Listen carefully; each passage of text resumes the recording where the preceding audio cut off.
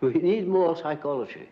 We need more understanding of human nature, because the only real danger that exists is man himself.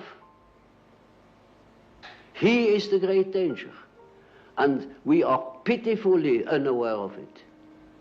We know nothing of man, far too little.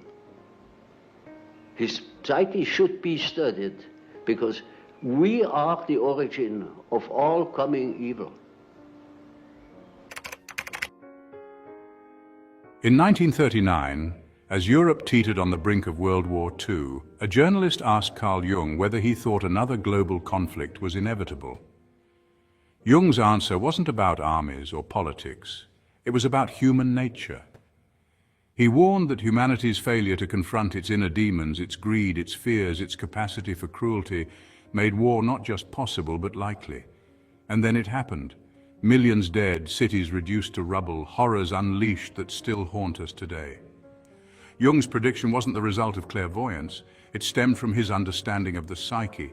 The shadow he spoke of, our unacknowledged darker impulses, had come to life on a global scale. Now I ask you, what are the shadows of our time? What might they unleash if left unchecked? Jung's message feels personal because it is. The danger he speaks of isn't out there, it's within us, within you and me.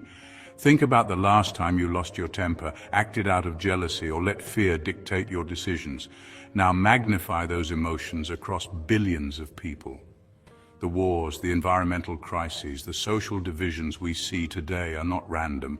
They're reflections of our collective psyche. Let's make this personal. Imagine a crowded subway during rush hour.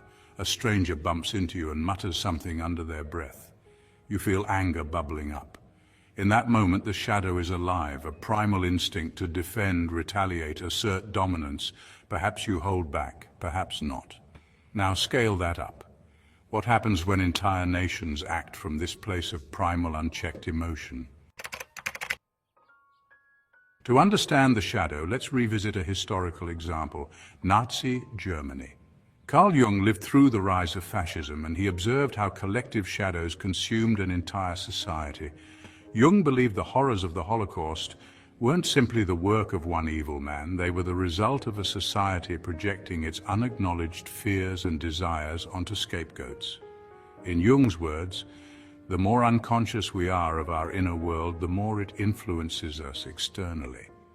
In other words, what we fail to address within ourselves gets acted out in the world around us. For Germany in the 1930s, economic despair, national humiliation, and deep-seated prejudice became a toxic cocktail that allowed the shadow to take over. But this isn't just history. The shadow is alive today in subtle and not so subtle ways. Take climate change, for instance. On the surface, it's a scientific issue: greenhouse gases, rising temperatures. But dig deeper and it's clear the root cause is psychological. Our collective greed, short-term thinking, and unwillingness to sacrifice comfort for sustainability have created a crisis. Or consider social media. Platforms designed to connect us have become breeding grounds for envy, outrage, and division. Why? Because they amplify our unconscious impulses. The shadow thrives in anonymity, in the echo chambers of algorithms that feed our worst tendencies. To make Jung's ideas more relatable, let me share a story you may have heard before. A Cherokee elder is teaching his grandson about life. A fight is going on inside me, he says. It is a terrible fight between two wolves. One is evil, anger, envy, greed, arrogance. The other is good, joy, peace, love, humility. The grandson asks, which wolf will win? The elder replies, the one you feed. This story captures the essence of Jung's warning. The shadow isn't inherently evil, it's simply the part of us we neglect. By feeding it through ignorance or denial, we allow it to grow stronger. Think of the psyche as a great river, flowing with emotions, thoughts, and instincts. The shadow is the dam we build to hold back the parts of ourselves we don't want to see.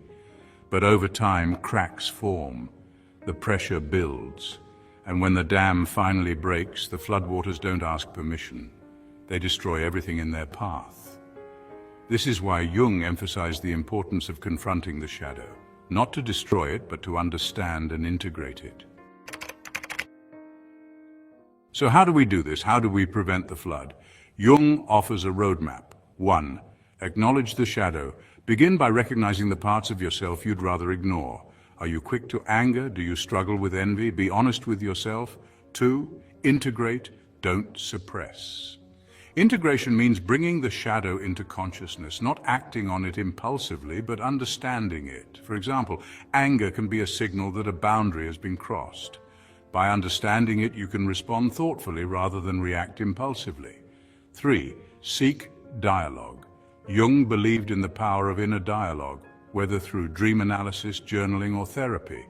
These practices help us uncover what lies beneath the surface. 4. Act collectively. Just as individuals have shadows, so do societies. Addressing collective shadows requires open dialogue, education, and systemic change. It's not enough to focus on individual psychology. We must also examine the systems that shape our collective behavior. Jung's words are more relevant today than ever. In a world facing existential challenges, from climate change to artificial intelligence to political polarization, our ability to confront our inner demons will determine our future. This isn't just philosophy, it's survival. Imagine if leaders made decisions based on self-awareness rather than ego. Imagine if societies worked together, acknowledging their shared shadows instead of projecting them onto the other. Jung once wrote, "Until you make the unconscious conscious, it will direct your life and you will call it fate. Fate isn't inevitable, it's a choice.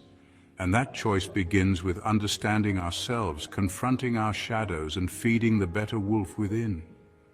So I leave you with this. What part of yourself are you ignoring? What shadow lies just beneath the surface, waiting to be seen? Because in the end, the greatest danger and the greatest hope lies within us. It's time to turn inward, to study the psyche, and to take responsibility for the world we're creating. The question isn't whether we'll face our shadows.